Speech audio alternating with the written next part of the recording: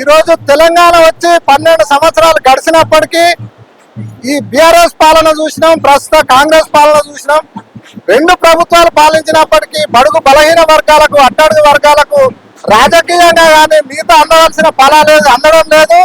ఈ రోజు కవితక్క బీసీల కోసం కొట్లాడుతున్న పోరాట పడిమను చూసి ఈ రోజు లక్షలాదిగా జనం ఇక్కడికి తరలిరావడం చాలా సంతోషం.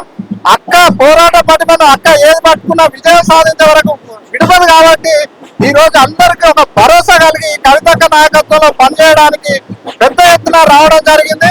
మేము మేడ్చల్ కాన్స్టిట్యూన్సీ బోడుపల్ మరియు జవహర్నగర్ నుంచి సుమారు 200 మందిని ఇక్కడికి రావడం జరిగింది.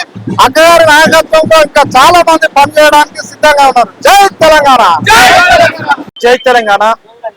ఈ రోజు సరూర్ నగర్ లో ఏర్పాటు చేసినటువంటి ఇండోర్ స్టేడియం లో బీసీ సభకు ఇచ్చేసినటువంటి కార్యకర్తలకు అందరికీ నాయకులకు కూడా స్వాగతం తెలియజేస్తున్నాము.